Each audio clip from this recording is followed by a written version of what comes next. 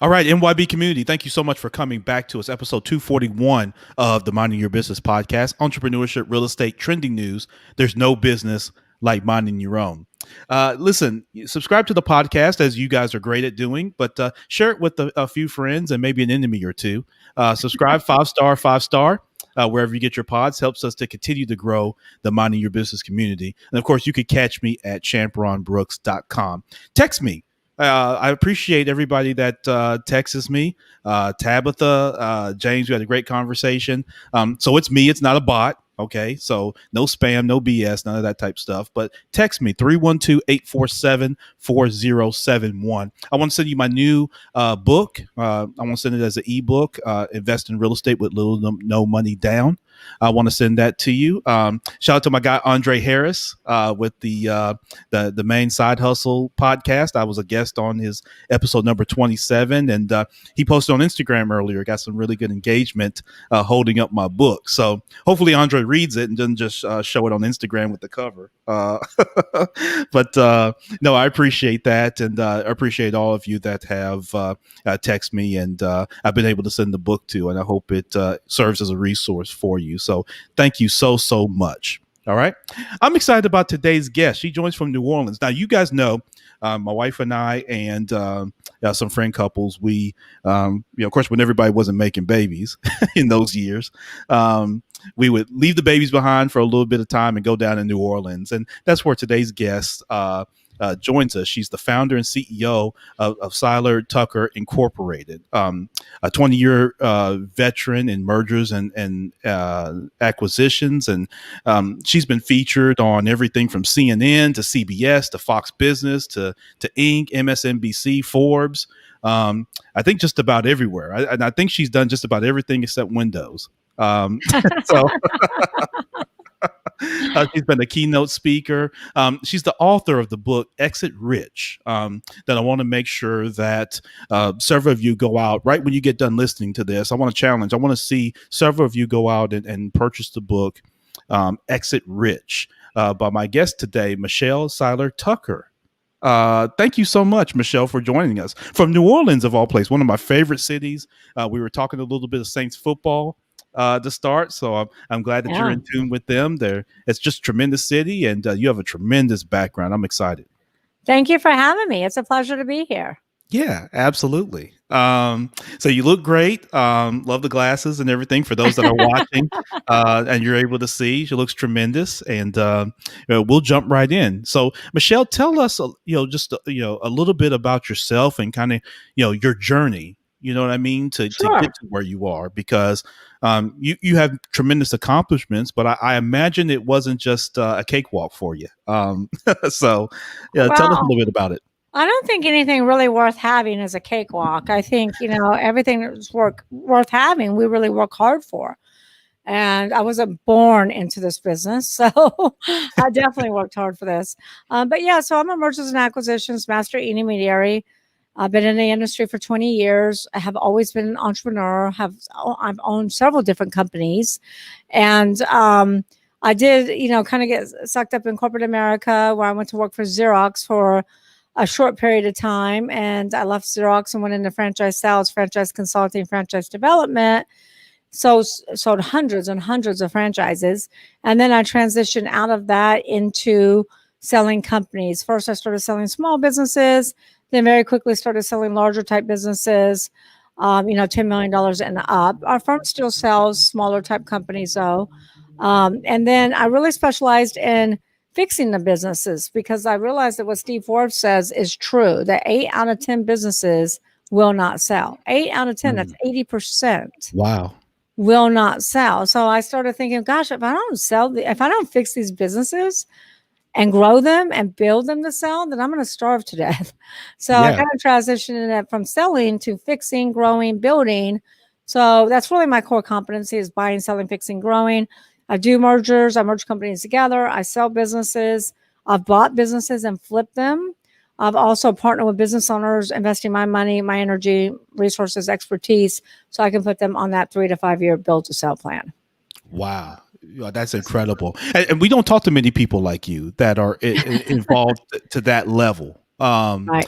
So, guy, I mean, mine's just running in circles. I guess let me start here. So, Michelle, as you come across a business, right? Mhm. A business owner says, listen, I want to sell. And, I imagine you're probably digging into their motivation and some different things like that. But, what do you look for? And I'm starting here because oftentimes in business, when we start, we definitely want to look at what's the exit strategy, right?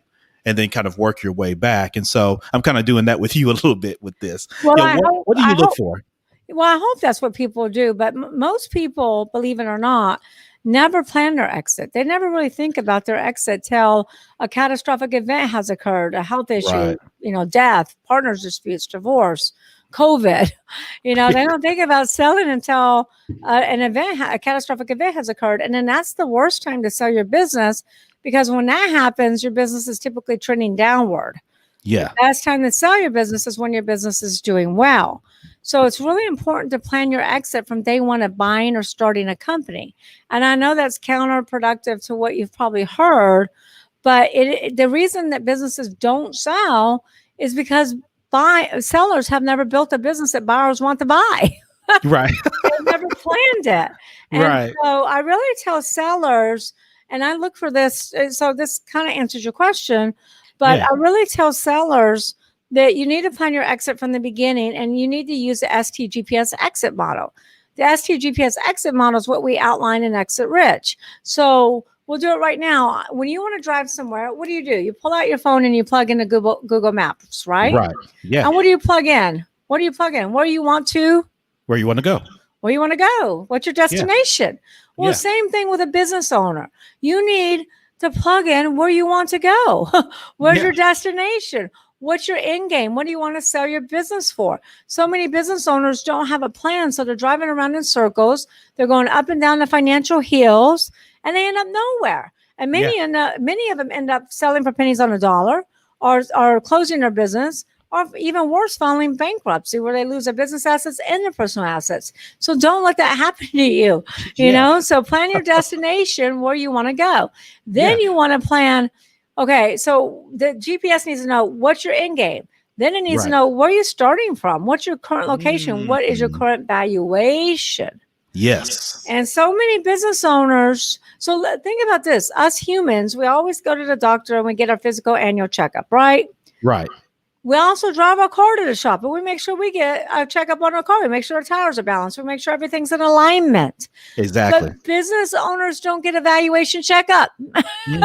They never go to an expert like me and get a valuation. I've worked with businesses that have been in business 20 years that have never had their business valuated. So you should have your business evaluated once a year, because there are events that increase valuation. There are events that decrease valuation. Yes. So every year you want to know what your business is worth. That's rich. That's rich. So Michelle, how do we do that? How do we, go through that process and talking with you and going through that valuation standpoint? Because here's the thing, and I'm gonna put on my banker hat real quick for you. When I would talk to business owners, oftentimes they didn't have good books. They didn't have good financial records. Their processes for doing things were here, right in their head, not anywhere documented very well, or they weren't documented well, or they weren't updated, right?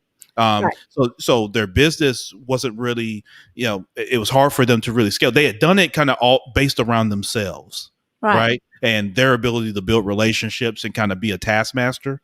But do you see that? And what are some best ways for those of us that have business or aspire to have a business one day that would sell? What should we be doing? So that's what I'm telling you. Yeah. So yeah, with the GPS exit model, can I just finish out real quick? If that's okay? Please. Please. So you got to your destination, right? Yeah. So you say, okay, I want to sell for $20 million. Now you need to know, well, gosh, what are you worth? What's your current valuation? So let's say you're worth $5 million.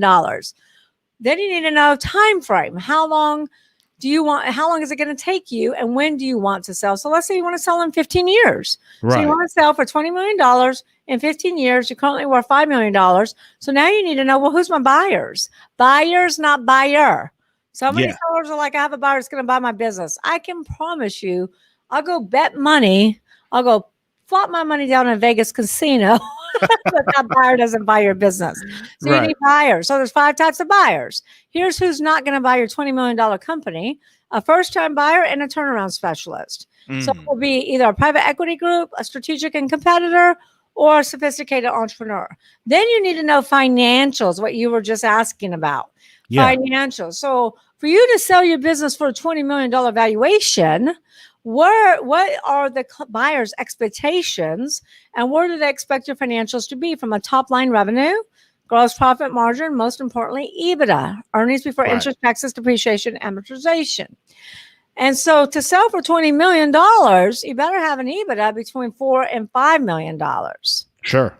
Unless you have really big synergies, that synergies offset the EBITDA. And we'll talk about that more when we get into proprietary.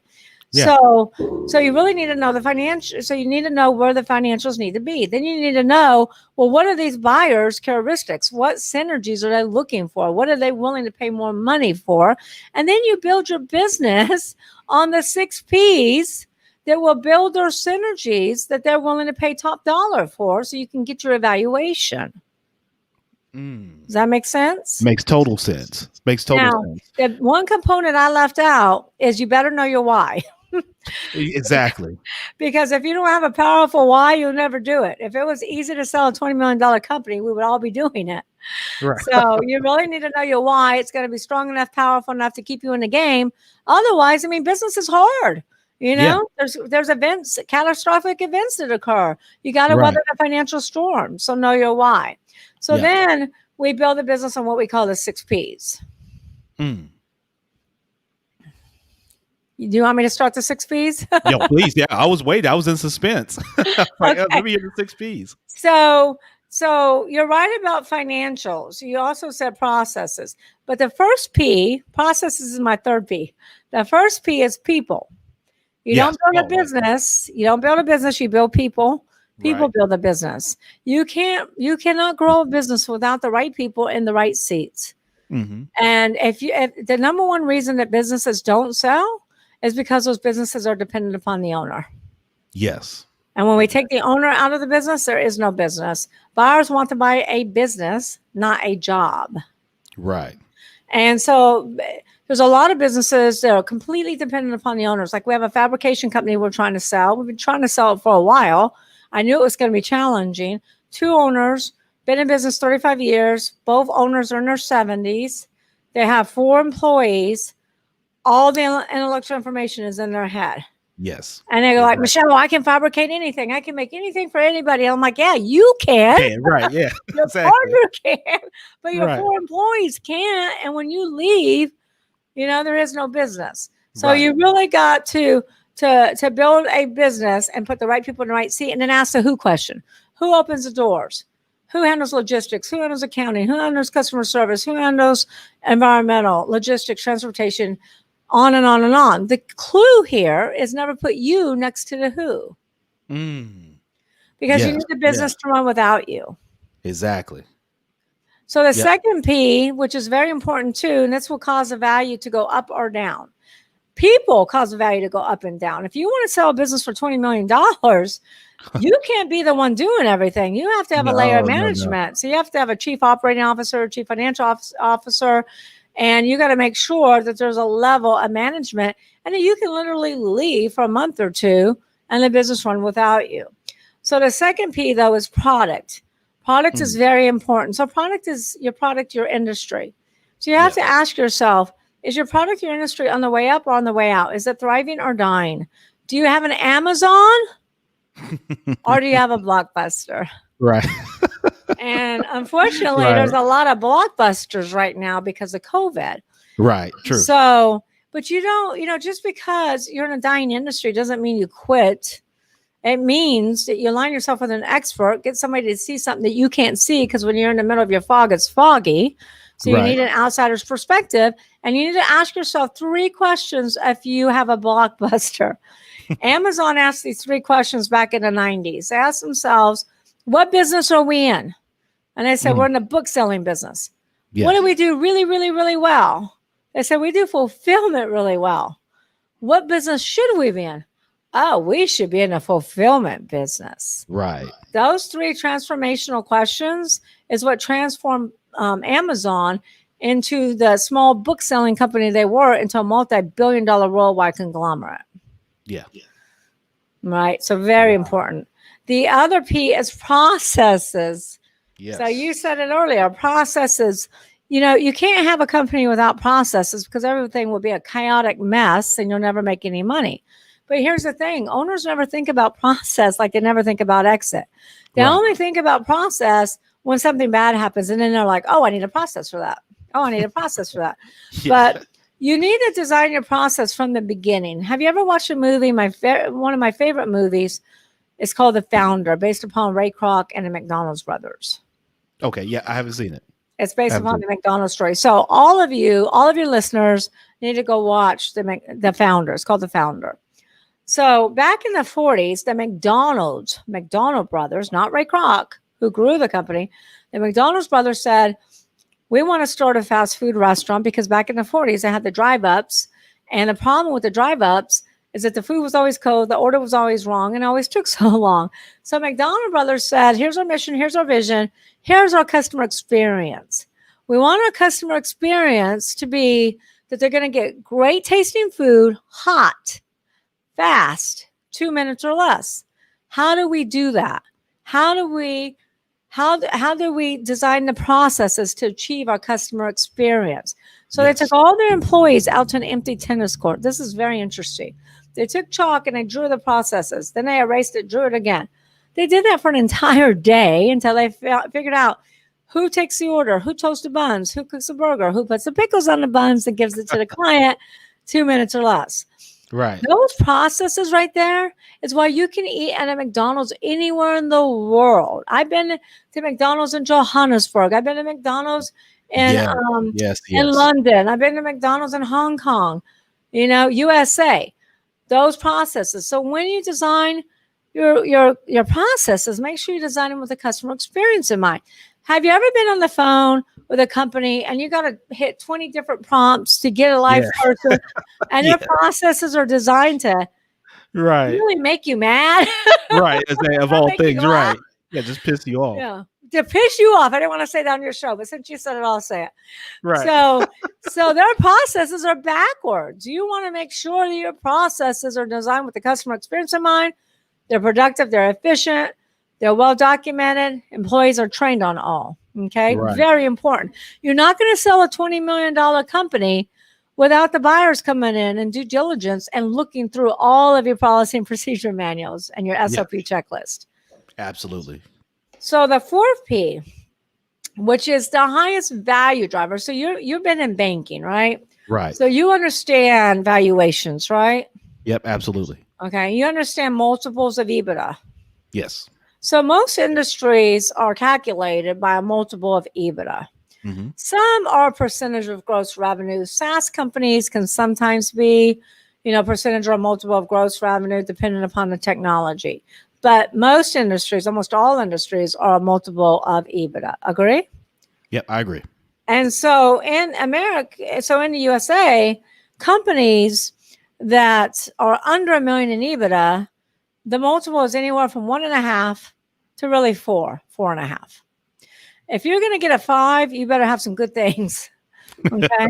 Now, when your EBITDA gets over $1 million, the multiple goes up. Wow. The multiple can be over a 5. The higher the EBITDA, the higher the multiple typically. True. It makes sense. Yeah, it makes sense. Now, what drives the multiple even higher than a 5 is synergies, what I call proprietary. So proprietary is the fourth P and the highest value driver that could get you a 10x maybe, if you do it right. Sure. So number one, so there's 6 pillars to proprietary. Number one is branding. Mm-hmm. The more well-branded your business is, the more I can sell your company for, as long as your brand is relevant to the consumer. Is anybody going to pay any money for Blockbuster? No. But who's the biggest brand in the world right now? Biggest brand, Amazon's up there.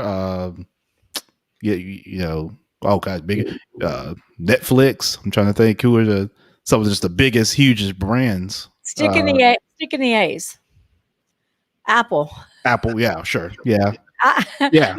Apple is How could I forget? I'm surrounded by Apple stuff. Oh, I know. And I was just holding up my Apple a minute ago. Right. Apple is worth $189 billion with a B. And that's just for the brand. That's not cashing in on the accounts receivables, the inventory, the assets, the EBITDA, or anything else. That's just a brand. So build your brand, build your exit so you can exit rich. Here's what else is valuable. Trademarks. Yes. Trademarks.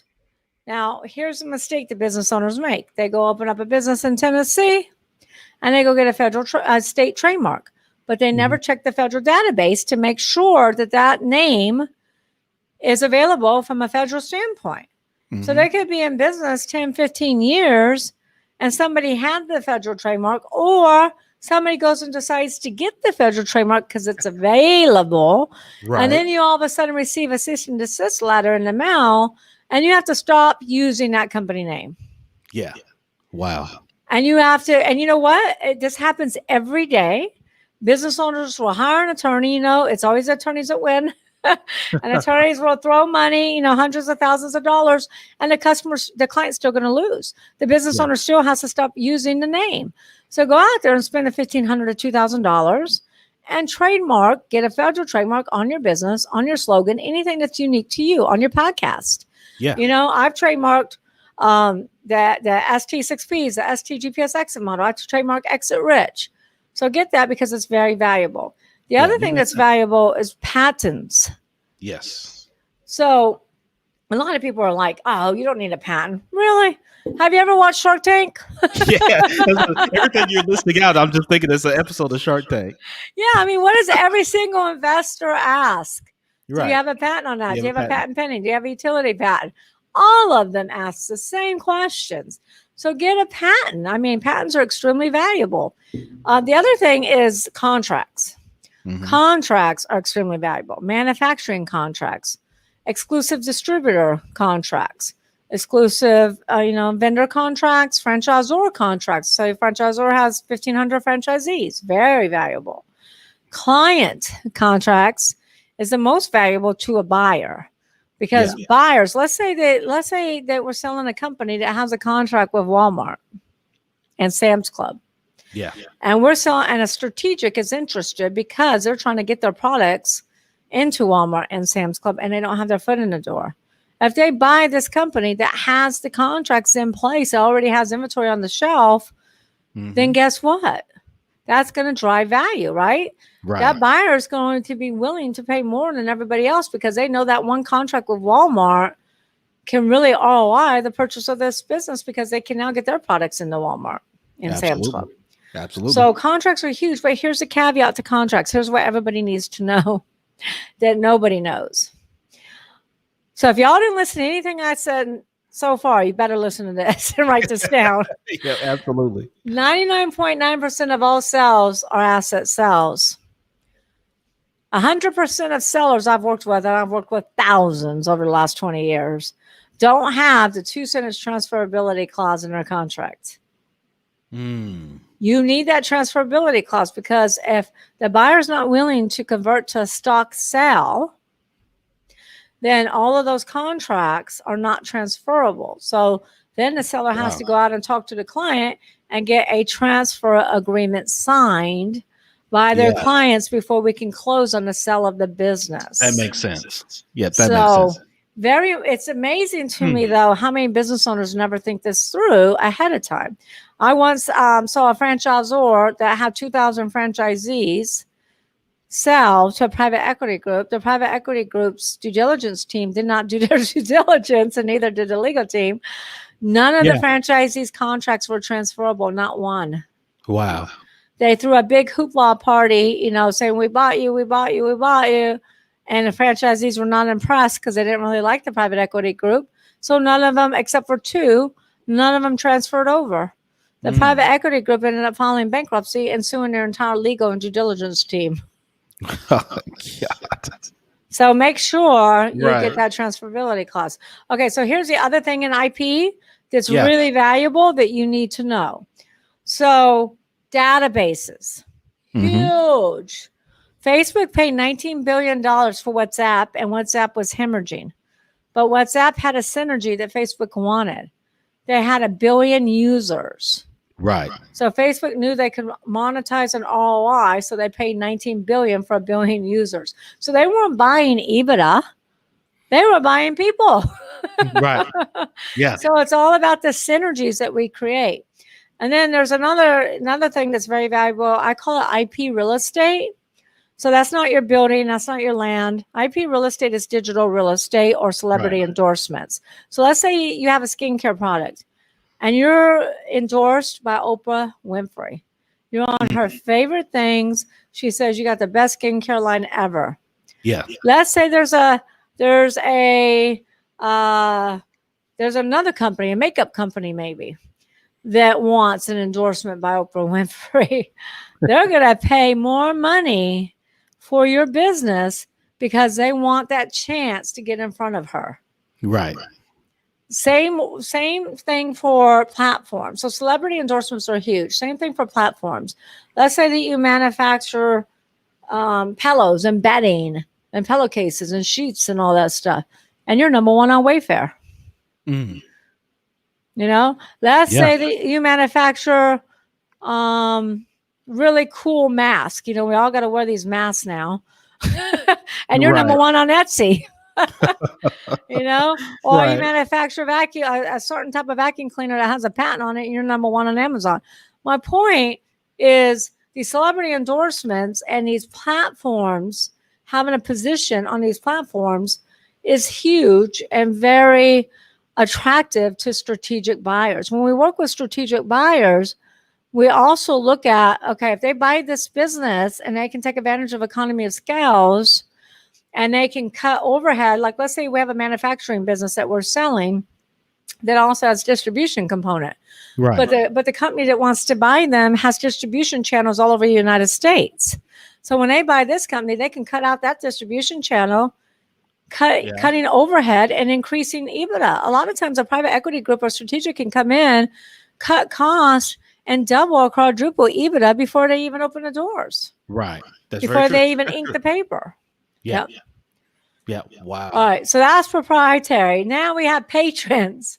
So patrons is number 5. It's your client base.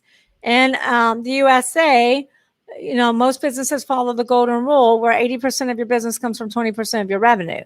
If you lose a client or two, you can literally be out of business. Mm-hmm. So you want to have customer diversification, not customer concentration. Yes. Yeah. And the last P, the most important to all entrepreneurs, is profits. Right. Nobody wants to be in this business and be in business without making money. But here's the thing. Profits is never your problem. Profits is never your problem. It's always a symptom of not running on one of the other 5 Ps. You know, clients come to me and say, Michelle, I have a profit problem. I'm like, no, you have a process issue. Right. Or no, you have a people problem. You don't have a profit problem. So lack of profits is lack of the 5 Ps. So if you're not making money, then you go visit these 5 Ps and see which one you're weak in. And you know what? Most companies only operate on 3 out of the 6. Wow. How do they only operate out of 3 of those? I mean, what are the 3 that they typically operate on? Well, let's talk about the ones they miss. yeah, let's do that. Yeah, I'm curious now. Yeah, which ones do they miss? So they usually miss people. Of course. Because most entrepreneurs think they can do it all themselves. They wear a lot of hats. They're too busy to hire anybody. They're too busy to hire anybody to hire anybody. And so they do things themselves. So a lot, you know, they're missing people. So people is the big one. If you're missing people, you're usually missing processes. Right. So no people, lack of processes. So those 2 are and then a lot of times they're missing proprietary because most business owners don't have a federal trademark. They don't have patents. They really haven't worked on protecting their IP, you know. So I would say that's the top 3 that gets missed a lot is the people, the processes, and the proprietary. Sometimes it's patrons, especially for those businesses that have been in business 10 years or longer, because a lot of those businesses their clients are aging out, or the business owner hasn't diversified and innovated. So they haven't went after the new, they haven't went after the new type of buyers. I mean, millennials, so a lot of it can be patrons, but most of the time it's the people, it's the processes and proprietary. Wow, that's heavy. That's heavy. Wow. God, that's just a wealth of information, Michelle. And I didn't think about it, even going back. I was chuckling because I was thinking back through some of those transactions that was involved in that. It involved a sale of a business, and how that stuff was just missed. Even with everything going on, and to just think that the legal teams and all that can miss this stuff, right? That you hire. God, that's crazy that you could put your trust in that and just totally miss it, and it happens all the time. The impact that it has. Michelle, we talked about some businesses, 20 million and that sort of thing. What about like a really small mom and pop? Let's just say, I started I'm looking at this calculator. So I started making these calculators, right? I've got a nice little $2 million business. I sell these to Office Depot and Office. Do you really? Or is that just an example? No, that's just an example. No, if I did, we'd be having a much different conversation, you and I. After what you just shared, if I was really doing that, we'd have to cut this podcast off. It's like, let's get on the phone. Let's get on Zoom.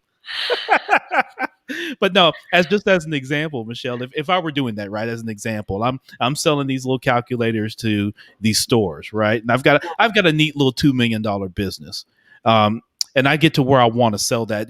I imagine this all still applies. Really, virtually no matter what size of the business, as long as I've got your P's in place and that sort of thing, right? Size doesn't matter. What matters are the 6 P's. Right. It's not about the size. I mean, even a $50,000 company should because here's the deal: if you don't focus on those 5 P's, putting those 5 P's in place, you're not going to have the 6 P. You're not going to be profitable, so you won't be in business very long, and you won't have anything to sell when you're ready to sell. Yes, that's true. Yeah. So you really need to focus on the P's. Now, you might not focus on all the P's at the same time. You got to look at it and say, okay, what's my strongest? What's my weakest? What's the most important one right now to get me to where I need to be? A lot of times business owners look at things and they want to try to tackle everything at once. And that's not really possible. How do you eat an elephant? One bite at a time, right? Exactly. So when you look at the 6 P's, you need to figure out which one, if I could fix one right now, and that could really, change the trajectory of my business, which one would that be? And focus on that one. Then get that one working good and then focus on the other one, because you can't do them all at once. Right. Yeah, no, that's very true. Very true. And YB, I hope you're taking really good, copious notes right now today, because this is very rich in terms of, even if you're starting small, you got some, ultra small business right now. I took down these 6 P's because I already know I'm missing some myself. I can readily admit I'm missing some of these, Michelle. A lot of them, you know what? And it's nothing to be embarrassed about, because I'm missing them. A lot of business owners are missing them. I mean, even the larger type businesses sometimes miss them. Like, we're selling a company right now in the $60 million range, and they don't have all their processes buttoned up, and they don't have them all documented. So they have to go back and do that. Plus, their contracts are not transferable. Wow. So they're missing 2 P's, IP and processes. So it's not just the small companies, it's the large companies too. But it's all about knowing this. Look, you don't know what you don't know, right? Yeah. So it's all about knowing this and then implementation. They say knowledge is power. And I say, nope, implementation is power, because you can have all the knowledge in the world. If you do nothing with it, then what's the power? What's the point? Yeah, it has no value. Exactly. Right. Michelle, in terms of seller financing, I see a lot of that, particularly, and I see a lot of that, of course, in real estate, but as far as with properties, but I see it with, business transactions as well, in terms of selling a natural business. Are you seeing a lot of that? Do you expect to see more of that, where, owners will actually, finance, the sale to an end buyer? I'm the seller financing queen. I've been I doing love that. I've been in business for 20 years and I've been doing seller financing forever. Yeah. I always, when I take an engagement with my clients, whether it's a small business, a medium size, or even a large business, I get them to agree upfront how much money they're willing to seller finance because, when you deal with a bank, now you got a third party involved, right? Yeah. Yeah. And look, we had several deals that didn't close because they were SBA when the government shut down. What was it, 2019, when we had that government shutdown? Yeah. Remember when we had that Yeah. big government shutdown? Yep. We I had remember. 3 or 4 loans fall apart because of the government shutdown, and we lost 3 deals. So I always tell my sellers, it's good to have more tools in your tool chest and be more flexible. And if you're willing to do seller financing, then we can get the deal done quicker. Plus, you're getting interest on your money. Plus, you're not paying Uncle Sam all up front in that big chunk. Right. Plus, we can put protections in to protect your money, and it kind of helps build that retirement fund. Yep, So, exactly. absolutely, I've been doing seller financing for 20 years. Yeah, absolutely. And I'm glad to hear that because to me it just sounds like there should be more and more of that. That for the exact reasons that you mentioned, Michelle, as to why it makes total sense to do it. Sellers are gun shy about it. Sellers are concerned. They want all their money up front, and I don't blame them. But a lot of times, you can get a higher price if you're willing to share the risk and seller finance and have some skin in the game. And it's all about, a lot of sellers are like, oh, my friend did that and, they got burned. Well, who wrote it up? Right. So you got to make sure that the language is in the LOI or in the purchase agreement, because if it's not in the LOI or in the purchase agreement to secure that seller financing, it's never going to make it to the closing docs. So there's lots of things that we put in place to protect our sellers, and because we've been doing it for so long, and we make sure that the closing attorneys, are on board with it and get it into the documentation as well. But I think seller financing is a good way to go, especially, if you're trying to bridge a gap, or if, for whatever reason we can't get we can't get funding because maybe there's not enough assets, in the business, and there's so much goodwill. I mean, there's just all kinds of different reasons why sometimes we can't get a deal funded. Right. Yep. Absolutely. Absolutely. Let's talk a little bit about the book, Michelle. So Exit Rich, and you referenced it earlier when you were giving such a great explanation on the question. But, tell us about the book, the inspiration behind it, and, ultimately how we can get it, right? Because I imagine if you're sharing this type of information, I can only imagine what's in the book. Yes, the book, it's so funny because my mom podcasters like, well, wait, Michelle, don't give the whole 6 P's because now you're giving the whole book away. I'm like, really? It's 6 P's or 6 chapters. Right. It's 22 chapters, 300 pages. Right. There's a whole half a section on evaluations and negotiations. Yeah. So, what inspired me to write the book is I wrote my first book in 2013 called Sell Your Business for More Than It's Worth. And I did the research back then and learned that 95% of startups would fail, right? Yeah. Those businesses that have been in business 1 to 5 years. We all know that. That's common knowledge. I'm not telling anybody anything they don't know. However, the more I drove around in different cities and different states, because we do business all over the United States, the more I started noticing businesses closing. Strip centers closing, businesses. A business will be there today, gone tomorrow. Right. And so I started really diving into it. And I knew that 8 out of 10 businesses don't sell, but then I started doing the research for Exit Rich, and I learned that the business landscape has flip-flopped.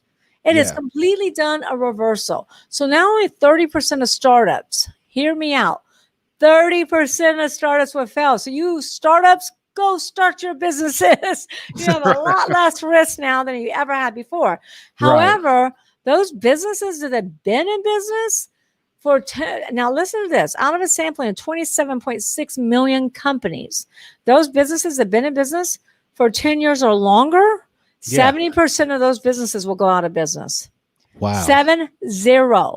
Do you see how it flip-flopped? So I mean, for a business that's over 10, you're saying a business that's been around 10 years or more, Michelle, 7 out of 10 of those are going to fail? Wow. Yep.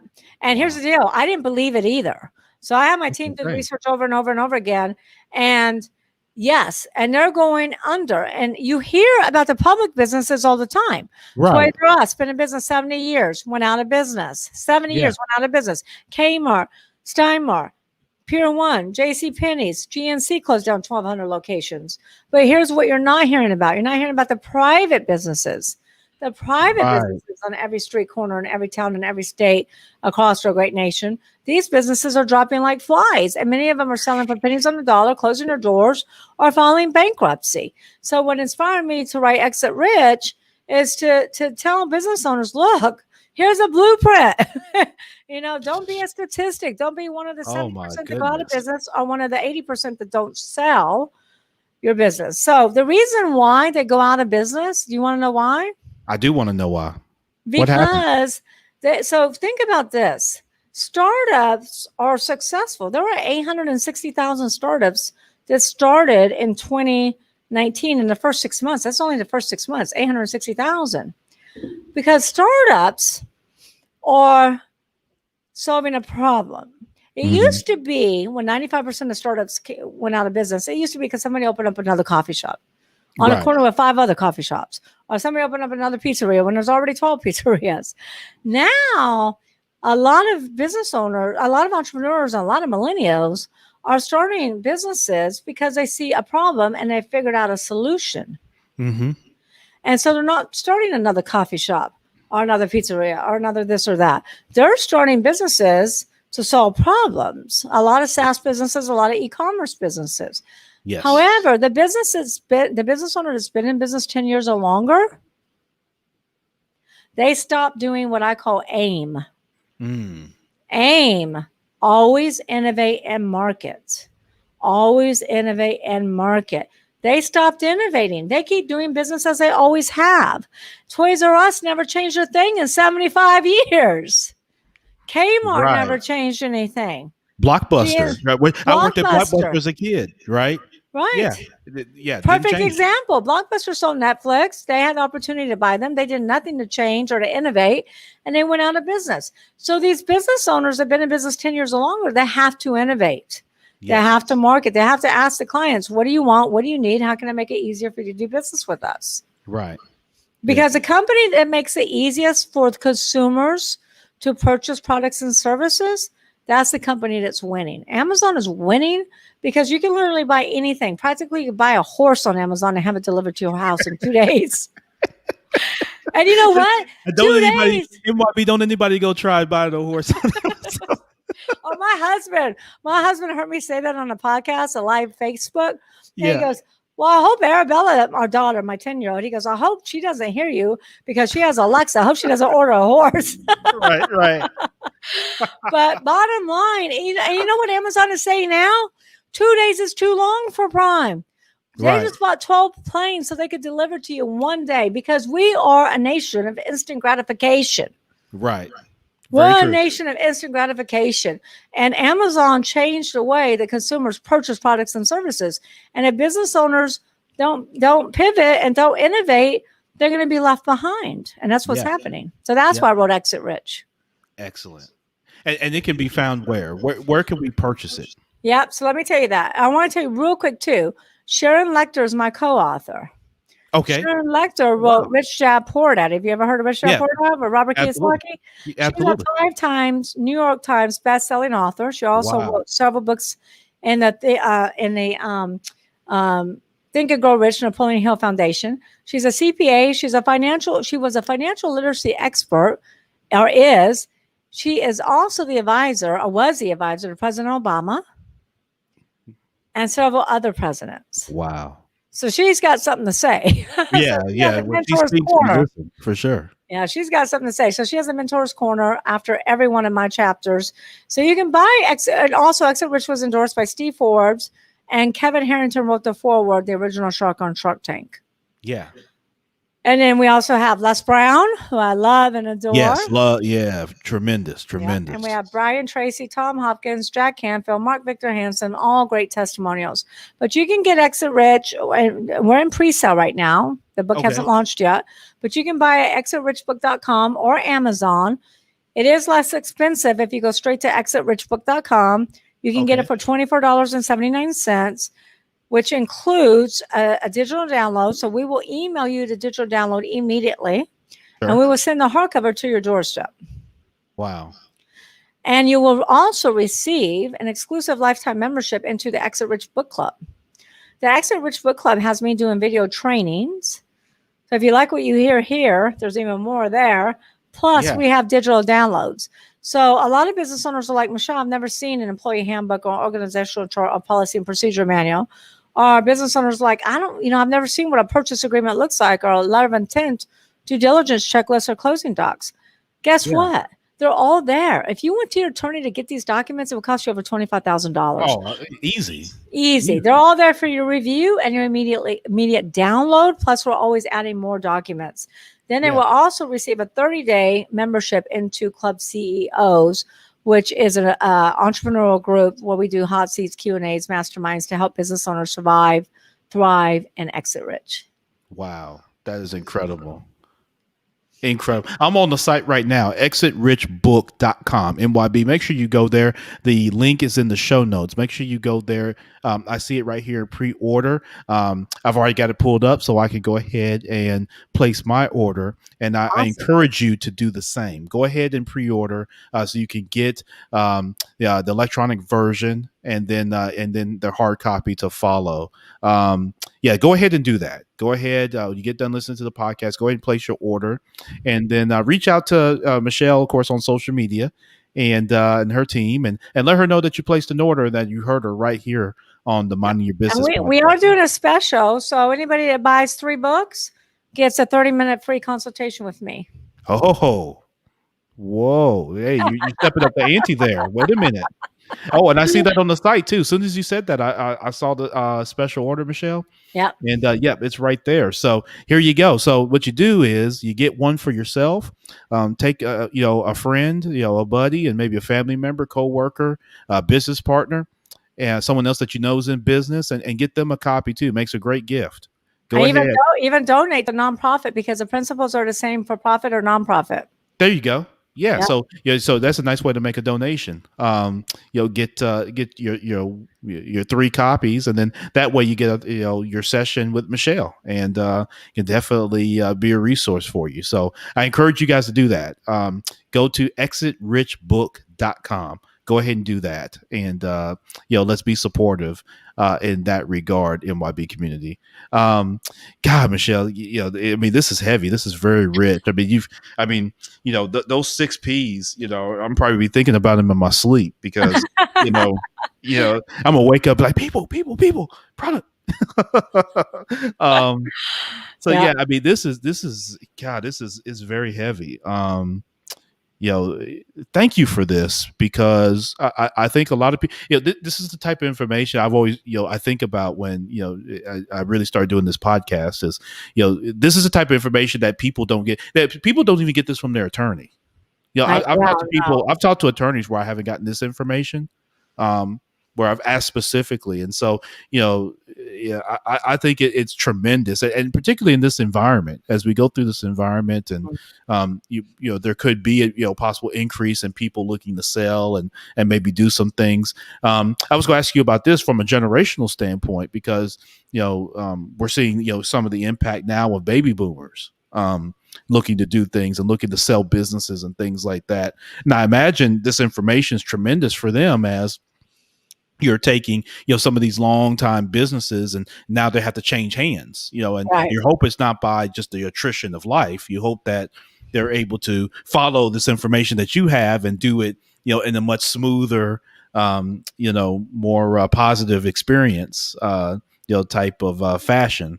And so, man, I want to have you back at some point so we can, kind of dig in this even more on some future episodes of the podcast. I've been checking some of our social media, some of our folks, and getting thumbs up, a lot of hundreds. Oh, cool. Yeah. People going out there on the website now. That's cool. Yeah. So people are going out there now? Yeah. So I've got some people here on Instagram. Yeah, they're going out there now. Awesome. Thank you, guys. Yes. Thank you, Denise. guys. Thank you. Yeah. Oh, they said you're gorgeous. Thank you. That's hilarious. Yeah, no. So that's good stuff. That is good stuff. Michelle, what's kind of something we can take with us? What's if there's any one thing, for someone, let's just say someone started their business today, Mhm. right? So congratulations, they got their EIN number, they got their name, they've registered with their state, No, and no. They got their federal trademark. yes, well, there you go. So that's what I'm asking. Yeah, so they should be making sure they're looking at their trademarks, right? Yeah, make sure, don't just register with your state, but get a federal trademark. I'm telling you right now, if you don't get a federal trademark, it's going to kill you later. Yeah, So it's going to cost you a lot of money. And if you have to rebranding is so expensive. it is. And so one of the things that the buyers look for is to make sure you have trademarks, make sure you have federal trademarks. So don't get a state trademark, get a federal trademark. Yep. There you go. Yep. And Excellent. and then the other thing I should just leave you with is, I hate to repeat myself, but it's just, follow the P's. Yes. Yeah, there you go. P's. And, if you're just starting out, you might say, well, gosh, Michelle, I can't afford to hire people. I understand, but you also can't afford not to. Yeah. So you don't always have to go out and get the most expensive person. I do want you to focus on your strengths, hire out your weaknesses, but most importantly, figure out how can you hire somebody and afford it. So if you can't afford not to, because if you don't have an assistant, you are the assistant. So go get you a 1099, go get some 1099s. Or if you're anywhere around colleges have to have an intern program. A lot of colleges, the senior has to have an internship to even be able to graduate. So I'm in between 4 colleges in New Orleans, and we have an intern waiting list. We have interns for marketing. We have interns for analysts. We have interns for administrative and business. So you can go to your college and get on their intern program. You can also hire a 1099. There's also other companies that do a share where they share employees. This company will have them for so long, and then you can have that person for so long. So you can't really afford not to. You got to figure it out, because if you don't hire people, then you're never going to really be able to grow the business. It's people that grow the business. Very true. Very true. No, I love that. MYB, oh, go ahead. Well, I also wanted to remind everybody, figure out what your mission is. Why are you in business? What's your vision? What's your mission? Most importantly, what's your customer experience? Competition is fierce. And if we don't create a wow experience for our clients, they'll go somewhere else. True. So this is your time to get it right, because sometimes it's easier to do it from the beginning than it is to go back and fix it. Right. So this is your time to get it right, like McDonald's did in the 40s. Figure out, what is your customer experience, and design your processes around that customer experience, and make sure that it's designed in mind with their experience, not with your own agenda. Now that's rich. When you talk about exit rich, that is rich, Michelle. That last point you just made. A lot of business owners, look, I have, I'm not going to name this person out, but there's a little school that my daughter goes to, does ballet and stuff like that. Anyway, so their protocol is to email all parents if they're going to have to cancel a class due to a storm or something like that. Well, I get 500 emails a day. I didn't see the email. So my nanny rushed from taking my daughter from math tutoring to this class, and this class was canceled. And she said, well, I sent you the emails. I said, look, in today's day and age, why don't you just send a group text? Oh, well, that's not our protocol. That's not our policy. Well, it needs to be. Right. Well, it needs to be. And she goes, well, that's not a policy. And I go, look, I have an IT guy that can set this up for you in 5 seconds.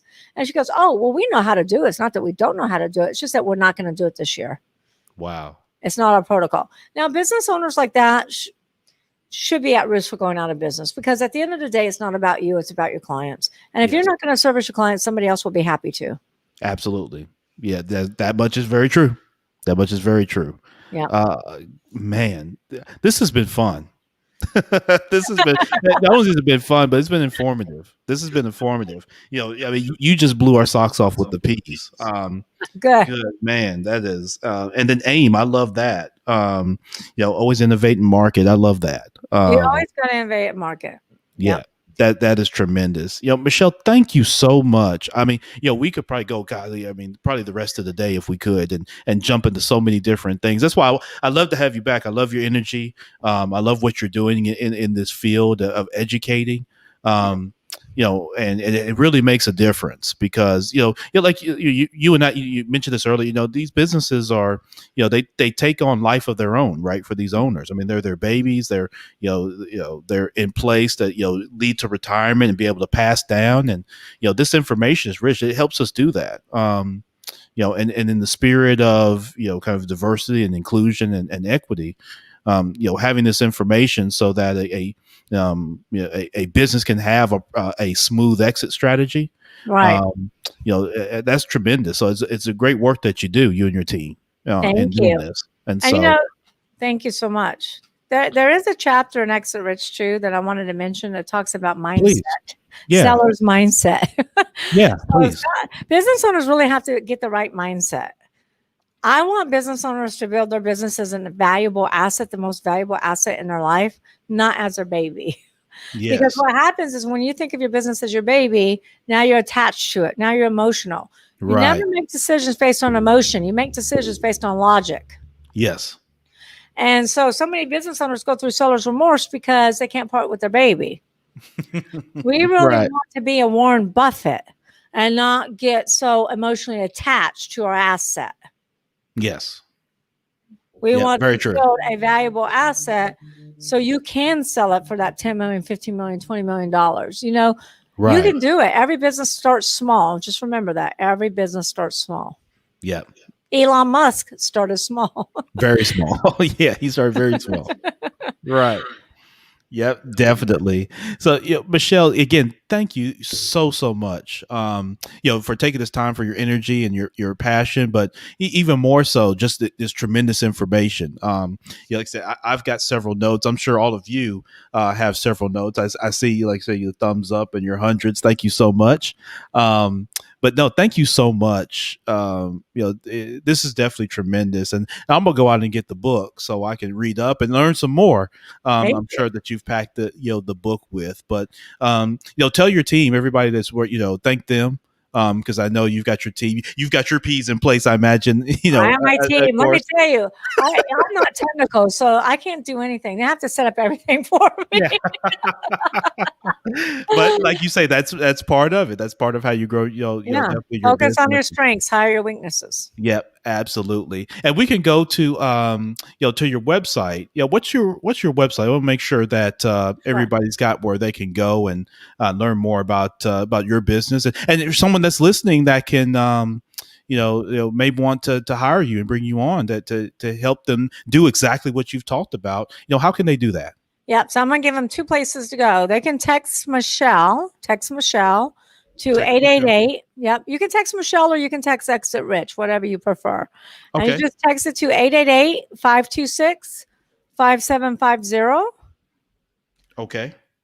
And then my website pops up and all my social media. Follow me on social media. My website is SeilerTucker.com. It's my last name, SeilerTucker.com. And then my phone number's there. So if they want to hire me, they can just call our office, send us an email, send me a, text us. Yeah. There you go. Yeah. Hey, everybody, make sure you go do that. 888-526-5750. Make sure you go ahead and do that now. While you're sitting there listening to the podcast, go ahead and text Michelle and go ahead and let's get this thing really going. Let's really connect with her. So I'm counting on you guys to do that. Reach out. Of course, you can go to SeilerTucker.com directly. But this is these are the type of resources, MYB, that I love to connect you with. Right. So go ahead and add this, as part of your team. And add Michelle and her organization as part of your team, because at some point, you're going to want to sell your business. And, what better way to do that than to have a resource, you know what I mean, on your team. right? That you're familiar with, that you've heard from. Because, you know, some of you guys are just going to go on, like we talked about at the beginning when Michelle gave the example, you're going to go on Google and start searching for people. And you're probably going to find someone that's probably, you know, good chance they're not going to be that helpful. And it only takes a little bit to get into a major pickle, right? And so go ahead and do it right. Get in touch with Michelle if you are even considering or think you might consider selling your business, or if you're interested in buying a business. So if you've got cash that, listen, the bank's giving you 0.000000001% interest, and you're sitting there like, what the hell? Go ahead and get with Michelle, because there's better places that you can put your money, particularly if you're interested in purchasing a business. So Michelle, again, thank you so much. Thank you for having me. Oh my goodness, man, this is incredible. I'll come back on and we'll do evaluations. Yes, please. Yes, we got to do that. So, at some point here later on, as the year goes on and different things, let's definitely do that. Okay. Michelle Seiler Tucker is our guest today. Heavy stuff. Make sure you get the book, Exit Rich. I want to make sure people do that. Let's do that. Michelle, again, thank you for joining here. Enjoy the rest of your week. Best wishes to you and family. And let's remain connected, because I like I said, again, I'd love to have you come back. This is very rich. Absolutely. I love to come back. Remember, anybody gets a 3-pack, 30 minutes consultation with me. Yep. Here we go. Let's do it. Let's do it. Thank you so much. It's been a pleasure. Let's stay in touch. Absolutely. We will, Michelle. Take care. Thank you. Bye-bye. Right. Bye-bye. Oh, that was awesome, man. Michelle Seiler Tucker joining from New Orleans, Louisiana, one of my favorite cities. Make sure you go to seilertucker.com.